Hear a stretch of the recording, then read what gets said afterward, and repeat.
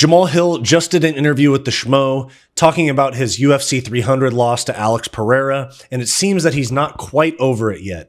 Today, we're going to react to his interview with the Schmo talking about his UFC 300 loss and his UFC 303 matchup with Khalil Rountree. Stick around to hear my thoughts.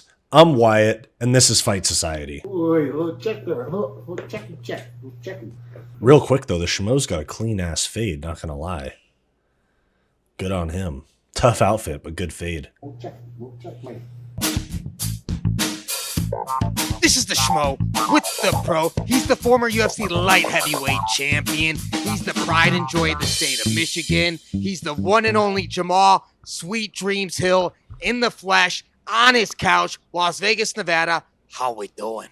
I'm doing good, Schmo. The intros are always fire. They always fire me up.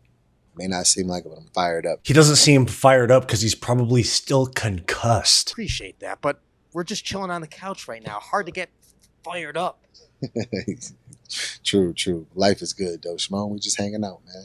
Life is good. Wait, hold up. This isn't about Jamahal Hill, but this dude, the Schmo, is wearing sweatpants with a blazer and a turtleneck. This is a crime, dude. You can see the drawstring right there. I know it's not that big of a deal, but Jesus Christ. Just chilling, man. Listen, it's been a week and a half since UFC 300. A lot of people making noise on the internet, whether it's good or bad. People are talking about what happened with the break in the action. When you reflect on everything that's being said, what's your takeaway? There's a lot of things being said. You know, it's a lot of haters, a lot of people that show appreciation and love. You know, I focus more so on the people that are showing the love and the appreciation. You know, stepped up, showed up to do a job, and you know, I feel like for the most part, people got a show. You know, people got a great show, and that was really the goal. He says that the goal was to put on a show, which is pretty concerning for someone that's fighting for world titles. Isn't the goal to show up and win, Jamahal? I mean, what, did you put on a show for your family when you beat up your brother in front of them? Talk is when there was the groin shot, they stopped the action in it, and then they resumed the action in there. Both you guys didn't reset, go to separate corners and stuff like that. People are pointing that out all over the interwaves. If Herb Dean could have done things differently, what could he have done? I mean, like I said, man, it's protect yourself at all times. But like, you know, right after they tell you that, it's obey my commands at all times too. You know, and when in the moment, whenever it happened, I stopped. He said stop before he interjected, and I stopped. And you can see Alex continues to close the distance on me. So, and then like I understand, like, yeah, it's a cold moment. Oh, he got hit in the nuts. He got pushed off. It wasn't a groin. He pushed it off, and then he came. It wasn't a groin strike, and him closing the angle. Okay, stop. Hold on. First off, he says that it wasn't a groin strike. Literally, you could hear on TV Jamal's foot hit Alex Pereira's cup. There's no arguing that hit him on the cup. Just because it didn't affect him, just because he pushed forward after getting kicked in the cup, does not mean that it wasn't a groin shot. Everybody heard it. You don't, unless he's literally made of metal, you don't kick somebody in the stomach and it makes the noise that it made. He is right when he says that rule number 1 is protect yourself at all times. But then he follows that up with rule number 2 is obey my commands. And he gives himself credit for obeying the stop. But he doesn't even mention that Herb also said fight. So regardless of a reset, whatever he viewed it as, regardless of that, he said it himself. Protect yourself at all times and obey my commands. Now, he should have been protecting himself. He's in a fight, in a world championship fight, and he didn't obey the commands. He gave himself credit for the first half of it, but then he ignores the second half of that command, which was okay, fight. There is a little bit of room for debate here. I will give him credit.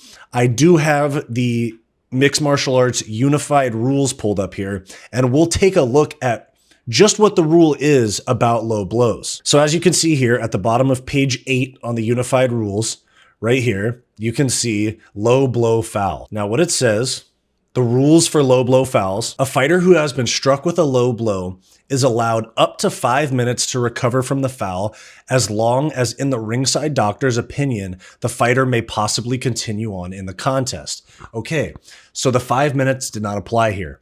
Move on to number 2. If the fighter states that they can continue on before the 5 minutes have expired, the referee shall, as soon as practical, restart the fight. If you look here, it does not say that the referee has to separate them and put them in neutral corners. It is a rule that they have to do that. Let me find right here. If a foul's committed, the referee shall call timeout, order the offending contestant to a neutral location. The referee shall check the fouled contestant's condition and safety and then assess the foul, possibly deduct points if it's appropriate, or go to an official scorekeeper decision. Points taken, we know about that. So the rule says shall order them to a neutral location. Now, Herb Dean didn't do that, but it does say, in the event of a low blow, if the fighter states that they shall continue or that they can continue before the 5 minutes, the ref shall, as soon as practical, restart the fight. There is a little bit of room for debate here because you can argue either way was that, because there's a little bit of a conflict here between the two rules that are stated. One is that they should send them to the neutral corners, which Herb Dean didn't do. But then down here for low blow fouls, it says the referee shall restart the fight as soon as possible, as soon as practical. I'm sorry.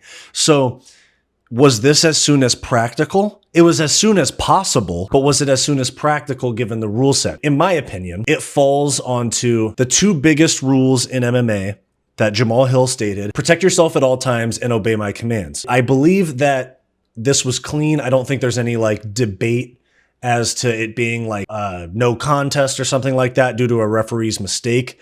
But I do understand where Jamahal Hill is, where he argues that they should have been sent to neutral corners. But it is protect yourself at all times and obey my commands. Herb Dean did say stop, okay, fight. That was a referee's command. Okay, now back to Jamahal Hill's interview with the Schmo. It wasn't a groin. He pushed it off and then he came.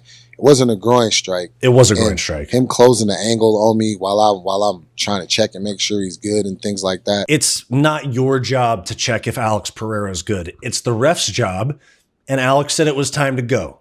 The ref said, okay, fight. It was a gritty competitive move. You know, I should have peeped it, caught on to, and protected myself against. You know, but if Herb Dean could have done anything, I would have liked to have had a more clean and better reset. I understand where he's coming from about a more clean reset, but he is the offending fighter here. He was the one that committed the foul.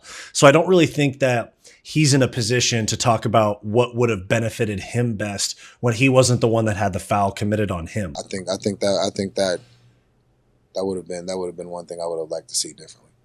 And how do you move forward with yourself going into every single fight, mindset and everything, dealing with something like that? I mean, like the fact that that a ref will give your opponent the control of the octagon like that, it makes me kind of think before I just straight up just disengage and just obey a ref's command like that. Okay, so he at least says that he disobeyed a ref's command, which I appreciate.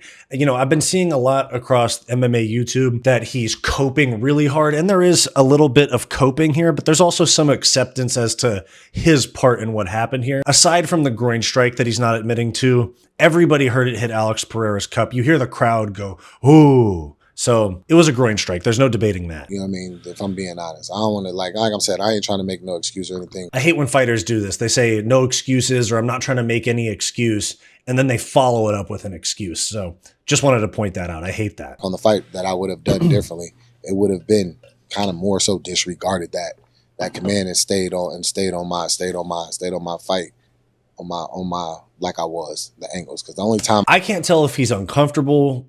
I can't tell if he's embarrassed about the fact that he lost. I can't tell if he knows that he's not making a whole lot of sense, but he also might sound a little concussed. I'm just saying, he did just get knocked out like 10 days ago. Time out, the angle, the steps, or even the steps that I took were in that moment where I was expecting a little bit of a break. He stepped behind me, so he wasn't exactly in my line of sight when he gave the go ahead signal. I did hear the fight, but it was a little late. If you hear it in the video, people got a little loud and things like that. But yeah, bro. As far as from Herb Dean, I would like to separate from me. I need to recognize the situation, quick, bang, and defend myself. You know. But you're a good sport. A fight's a fight. You move forward. You're already taking another one in Khalil Rountree at UFC 303. No rest for the wicked. So you didn't take much damage then, eh? They didn't give you any medical suspension. You're going right back into training. Yeah, 100%. You know, he landed a good shot. He was able to get. He closed it. He grabbed my hand, stepped on my foot. You know, kind of went down from that. But for the most part, it was just good, well placed shots that kind of knocked my equilibrium off a little bit. But it was. Oh my God, this edit's nasty work. Look, it was nothing. They're that just was like zooming in damage. on I never him had a while he headache. explains I never felt slowly. concussed. It was nothing that was like damage. I never had a headache. I was never felt concussed or anything like that. I remember the full sequence of the things that happened. So He says he remembers the entire sequence, except for when he got up. You see him asking Herb Dean, what did he get me? He either said, what happened, or what did he get me with? it was no damage, and I'm just ready to move on, ready to get back in there. You know, I'm already in good shape. I'm feeling good. Heading into another camp just makes sense. You know, I get to go into a camp in shape rather than going into a camp off a layoff. So I think that'll be a huge plus, and it'll help me go out more and put on the performance I need to against Khalil Rountree to put myself back in position to get that Alex Pereira fight back. I personally think that he's too anxious and too hungry to get back in there and shake that loss off of him. He did just get knocked out by the hardest hitter in the UFC right now. I understand he says, I wasn't concussed, I didn't have a headache, but when you hear his explanation there, it really just sounds like he's trying to get back in there to win and get back to Alex Pereira, which might make him feel better in the moment that he's got that past loss behind him and that he can move on, start thinking about a new opponent. But in the long run, this might be the worst idea of his career. I talked about this in one of my videos the other day. We got to stop this fight. It's not going to happen. This fight's going to co-main event for Conor and Chandler, but this is a bad, bad call for Jamahal Hill. How quickly did you get the call that you're getting back in there with Khalil Rountree? No time wasted here. It was pretty much 2 days. Monday, I got on the phone, war room meeting like Monday or Tuesday. By Tuesday, I was already signing the contract. Khalil Rountree on a 5-fight win streak. What do you think a victory does for you? Do you think you beat him and then maybe it's one more fight, you get the title shot again? Is that why you took this fight? Because you want that opportunity to get that gold strap back around the waist as quick as possible? Yeah, 100%. That's it was not so much, honestly, for me now. It's not even about the gold strap. It's about getting back to that fight. I want to fight with Alex again. This is just delusional. This is like ego bruise type of shit where he's saying that his goal's not getting the belt. It's getting back to Alex. Like, you got to see the bigger picture here, dude. You're trying to win world titles, make the most money possible. And that's why I think he's making a mistake. He's too anxious to get back to Alex Pereira, and he's making the mistake of taking a fight against Khalil Rountree. He's going to fight like 10 weeks after getting knocked out. So that's my take, guys. I don't think that this is the best idea for Jamahal Hill. This is my second video about this. I don't think that he should be taking this fight against Khalil Rountree. Bad for his career, bad in the long run, bad for his brain health. And I think that he just needs to learn from the loss a little bit more, move on from it. Anyways, that's my thoughts, guys. Let me know what you guys think about the rules here. There is a little bit of a confliction in the rules where there's protect yourself at all times and obey my commands, but also the low blow rule stating that the ref on a foul is supposed to separate to neutral corners, and it says that the ref is supposed to restart the fight as soon as practical. So I want to hear your guys' thoughts down below. Should Herb Dean have pushed them to neutral corners, or did Herb Dean make the right call by allowing Alex Pereira to immediately say that he was okay? Do you think that this affected the outcome of the fight? Let me know your thoughts down below. Thanks for watching this video. Make sure to like and subscribe to the channel. If you want more content from me, I have a weekly comedy podcast called the Hissyfit podcast. And I also have my own personal channel called Wyatt's World, where I do reactions, commentary, and personal content, non-MMA content. So check out the Hissyfit podcast and Wyatt's World. I have them both linked in the description down below.